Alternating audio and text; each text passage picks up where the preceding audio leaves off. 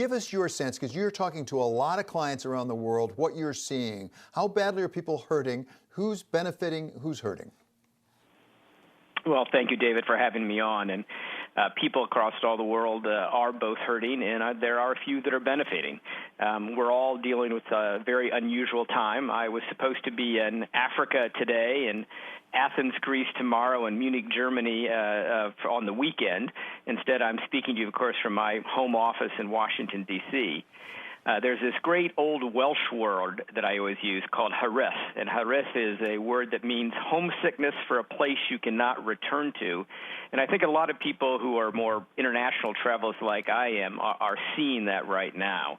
As I speak to clients all across the globe, what I hear for them is not just a lamentation for what they wish they could do, but they're each trying to figure out how to manage this next new normal, depending upon whether or not they can bring their business as virtual as they hope it could be.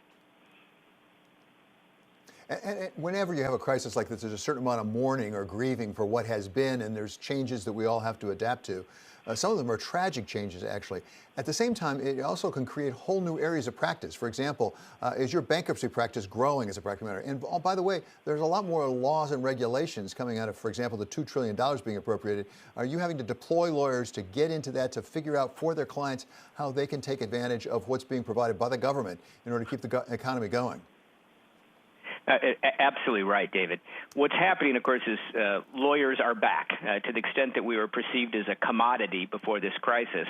Whenever you're having to make a big change, looking at a strategic move, whether or not you are considering bankruptcy or just have contracts you need to find new ways to renegotiate or litigation that is being threatened to you because of the changes, you need to have your lawyer in the room.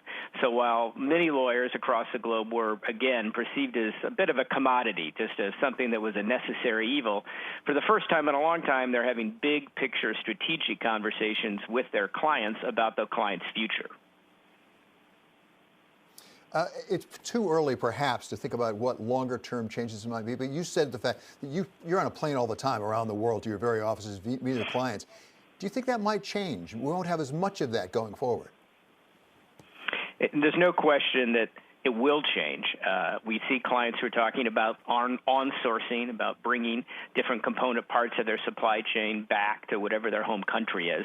And, of course, unfortunately, there might be a rise of nationalism and a lot of finger-pointing about who's responsible. But certain parts of globalization have truly become virtual. And I'll tell you a quick story. When I was in Uganda just about late November, before the crisis all began, I met a young woman who was receiving a scholarship because she was awarded a genius grant.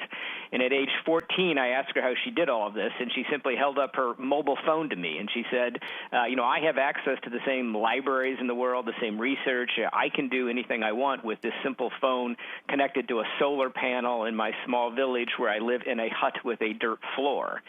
That type of globalization, that democratization of ideas, where we have people all across the globe who can now actually turn that creativity and that intelligence onto the world's problems, onto the world's challenges, that part of globalization is going to be furthered about this. You're going to find people who really perceive themselves in a new generation as global citizens at the same time that they'll find that more things may need to be manufactured right in that small village. And finally, Joe, I want to take advantage of you while we have you, just for 30 seconds, 45 seconds on politics, because you were the chair of the DNC at one point. We now have President Obama now endorsing Vice President Biden in addition to Bernie Sanders yesterday. This is all over, but how different is this election going to be given what's going on with coronavirus? It's really impossible to exaggerate how different it's going to be, David. We've just never seen an election like this. And we've also never seen an election that obviously is started so early.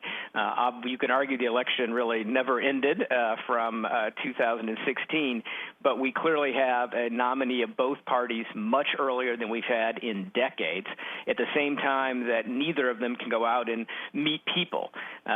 They're both going to have to rely on a virtual campaign. They're both going to have a very different dynamic with conventions that are exceptionally late, so access to federal money will be much smaller than it ever has been before, as well as one candidate in Vice President Biden who has been sidelined by not being immediately involved in the solutions to the crisis. I think the reality of it is this was always going to be essentially just a vote on the qualities and the character of the incumbent, that it almost did not matter who the nominee of the Democrats was because of the polarization there is over the incumbent president. And so whether or not that changes the outcome or not is a very different question, but it's certainly going to be a very different campaign.